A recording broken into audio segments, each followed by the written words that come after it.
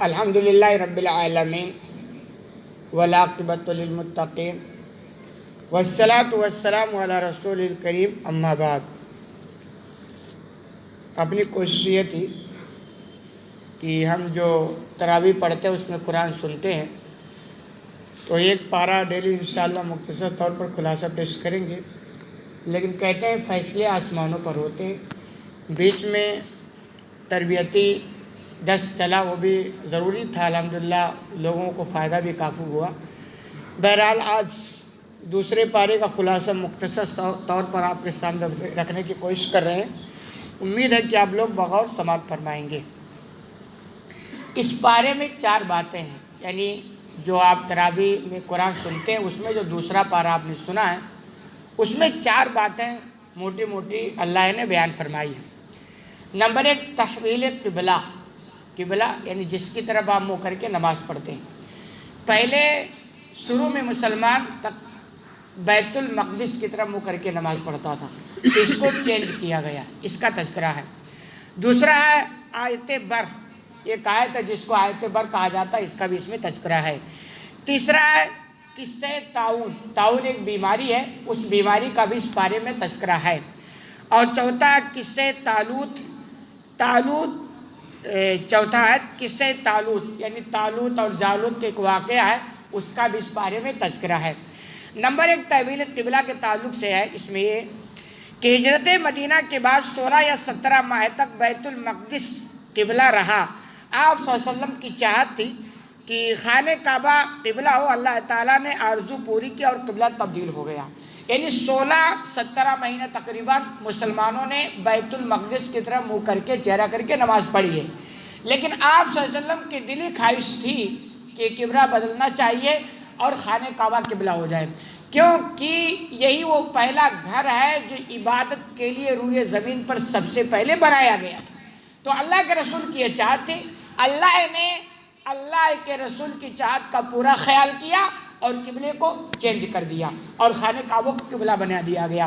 پتہ یہ چلتا ہے کہ اللہ رب العالمین اپنے ایک بندوں کی چاہتوں کو پورا بھی کرتا ہے، شرط ہے کہ وہ چاہت درست ہو، جائز ہو، اور اگر کبھی نہ بھی پوری ہو تو ٹینشن نہیں لینا چاہیے، بلکہ یہ سوچ لینا چاہیے کہ اسی میں اللہ نے کوئی خیر رکھی ہے۔ جیسے بہت سارے لوگ نیک دیندار ہیں، متقی ہیں، ان کے یہاں اولاد نہیں ہوتی ہے، بیٹا نہیں ہوتا ہے، تو ان کی بڑی چاہت ہوتی ہے کہ بیٹا ہو، دعائیں کرتے ہیں اور اللہ جانے، لیکن وہ یہ سوچتے ہیں یار میں بھی اللہ کا ٹوٹا پھوٹا بندہ ہوں، میری یہ چاہت نہیں پوری ہوتی ہے، لیکن اس میں بھی کوئی کار خیر ہوتا ہے۔ مثال کے طور پر بیٹا اس کو مل گیا، اور کبھی کبھی آپ نے بڑھاپے میں دیکھا ہوگا بہت سارے بوڑھوں کو کہ اس بیٹے سے بہتر ہوتا کہ نہ ہی ہوتا، تو ممکن ہے کہ کہیں بیٹا ہو اور نالائق بن جائے، بڑھاپے میں چاٹے لگائے، تو یہ دن دیکھنے سے پہلے ممکن ہے کہ اللہ نے آپ کو بچانا چاہا، تو کبھی خیر ہوتا ہے، اس لیے الٹا خیال نہیں لینا چاہیے اور اس کو اچھا ہی سمجھنا چاہیے۔ آیت پر کا جو تذکرہ ہے لیس البر ان تولوا وجوہکم، بہت مشہور آیت ہے قرآن کے اندر، اس آیت کا اس بارے میں تذکرہ ہے۔ اس بارے میں یہ آیت بر کہلاتی ہے، اس میں تمام احکامات عقائد، عبادات، معاملات، معاشرت، اخلاق اجمالی طور پر مذکور ہیں، یعنی اس میں میں نے مختصر طور پر ان ساری چیزوں کا اللہ نے بیان کر دیا مختصر طور پر۔ اسی طرح اس بارے میں صفا و مروہ کی صحیح بھی ہے۔ صفا و مروہ حاجی لوگ جانتے ہیں، صفا و مروہ کا دور کرتے ہیں، جو اللہ کی نشانیوں میں سے اس کا بھی تذکرہ اس بارے کے اندر ہے۔ مردار خون، خنزیر کا گوشت اور جو غیر اللہ کے نامزد ہو ان کی حرمت، ان ساری چیزوں کا بھی تذکرہ ہے۔ غیر اللہ کی طرف کوئی چیز منسوب کر دیا جائے وہ حرام ہو جاتا ہے، ایسی چیزوں کا تذکرہ ہے۔ قصاص کا بھی تذکرہ ہے، بدلہ، یعنی اسلام میں ہے کہ اگر اسلامی حکومت ہو اور کسی نے کسی کو کوئی تکلیف ہو جائے، سر پھوڑ دیا، ہاتھ کاٹ لیا، اسلامی عدالت کہے گی کہ سزا میں اس کے ساتھ ایسا کر دیا جائے۔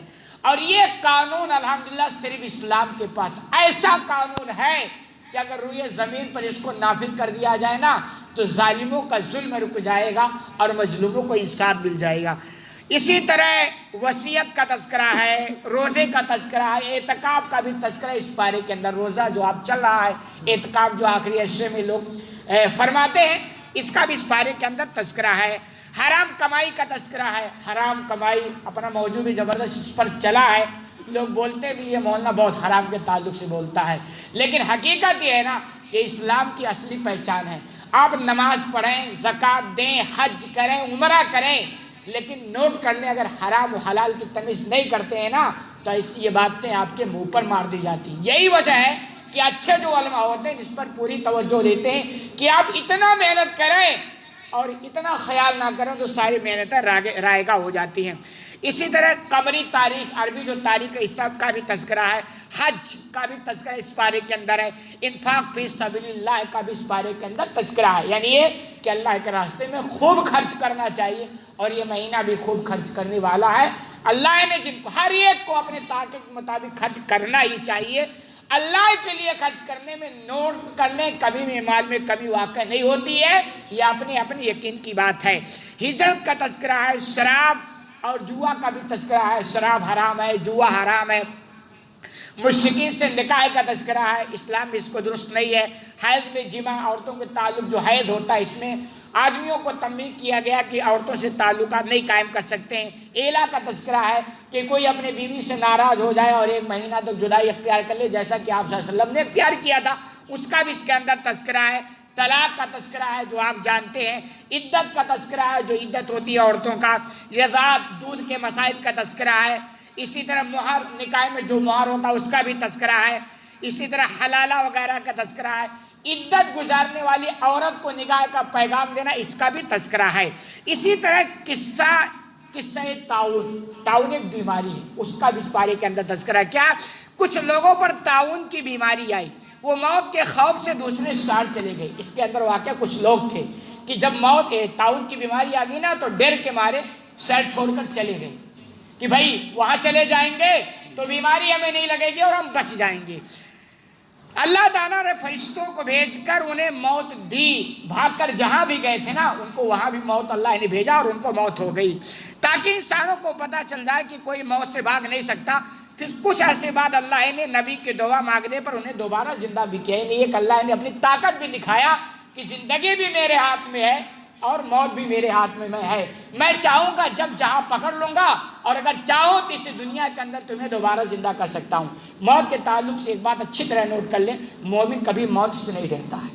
موت سے وہ ڈرتا ہے نا جس کو آخرت کی جس کی تیاری نہیں ہوتی، جسے دنیا سے بڑی محبت ہوتی ہے، موت کا آخرت کا یقین نہیں ہوتا ہے، تو جب وہ بوڑھا ہوتا ہے موت کے قریب آتا ہے تو اسے بڑا ڈر لگتا ہے، ہائے میری بلڈنگ چھوٹ جائے گی، میری گاڑی چھوٹ جائے گی، یہ بنگلہ چھوٹ جائے گا، یہ پراپرٹی چھوٹ جائے گی، جو بوڑھا بہت ڈر لگتا ہے۔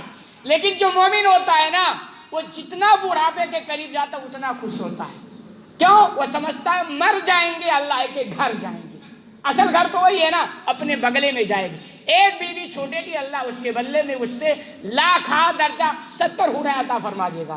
تو مومن جو موت سے نہیں ٹینشن لیتا، مومن موت کی ایک اس کے اندر ہوتی کہ کب وہ دن دیکھنے کو ملے، ٹھیک ہے موت کی دعا نہیں کر سکتا، اسلام اس سے روکتا ہے لیکن وہ ڈرتا نہیں ہے۔ لہذا آپ پہلے ایمان والے ہیں، اگر کبھی موت کا ٹینشن ہو، ڈر لگتا ہو، تب اپنے ایمان کا جائزہ لیں، آخرت کی تیاری کریں، آپ سمجھیں کہ آپ اندر سے گڑبڑ ہیں، یہی وجہ ہے، کیونکہ موت ایک سفر ہے۔ ایک آدمی جے پور جاتا، ایک سفر کا ٹینشن تو ہونا تھا، لیکن ایک آدمی سفر کی پوری تیاری کر کے جے پور جاتا نا اس کو اتنا ٹینشن نہیں ہوتا ہے، لیکن ایک آدمی کو کچھ بھی تیاری نہ، جیب میں پیسہ ہے نہ سامان ہے نہ جے پور میں رہائش کا انتظام ہے، سفر کا اس کو کتنا ٹینشن ہوگا۔ اسی طرح جو آخرت کی تیاری کر، موت ایک سفر ہے، اس سواری پر آپ بیٹھیں گے دوسری دنیا میں چلے جائیں گے، تو جب آپ تیاری کر کے رکھیں گے نا تو موت کے بعد کا ٹینشن نہیں ہوگا۔ آپ ٹینشن لیتے ہیں، ڈر ہے، تو اس کا مطلب موت کے بعد والے کا آپ کو یقین نہیں ہے اور آپ اس کی تیاری نہیں کر رہے ہیں۔ اسی طرح قصہ طالوت کا بھی تذکرہ ہے۔ طالوت کے لشکر نے جالوت کے لشکر کو باوجود کم ہونے کے اللہ تعالیٰ کے حکم سے شکست دے دی۔ طالوت اور جالوت 2 لوگ تھے، ان کے لشکروں کا آپس میں مقابلہ ہو گیا، تو طالوت کے لشکر نے جالوت کے لشکر کو شکست دے دی، اللہ کی مدد رہی، جبکہ جالوت کے لشکر کی تعداد زیادہ تھی۔ یہ عموماً اللہ اس وقت بتلا رہا ہے مسلمانوں کو کہ دیکھیے تمہارا جو مشن ہے نا آنے والوں دنوں میں تمہاری جنگ پکی ہے، کیونکہ مسلمانوں کے حالات ایسے ہی تھے نا۔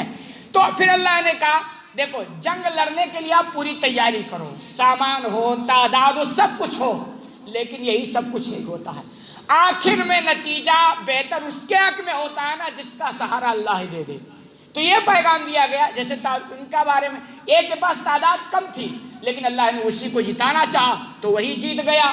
تو ایسے اللہ اہل ایمان کو بتلاتا ہے کہ اگر ہم تمہارے ساتھ ہیں، تمہارے ایمان مضبوط ہے نا، تو دنیا کا کوئی مائی کا لال تمہارا کچھ بگاڑ نہیں سکتا ہے، لیکن اگر ہم تمہارا ساتھ دیں گے تو دنیا کے اندر تمہیں ذلیل و خوار ہونے سے بھی کوئی مائی کا لال بچا نہیں سکتا ہے، جیسا کہ آج اہل ایمان والوں کے آج اہل ایمان کی حالت ہے۔ یہ مختصر سی باتیں تھیں جو میں نے دوسرے پارے کے تعلق سے آپ کے سامنے رکھنے کی کوشش کی۔ اللہ تعالیٰ سے دعا ہے کہ العالمین تمہیں کہنے سننے زیادہ عمل کرنے کی توفیق عطا فرما، آمین۔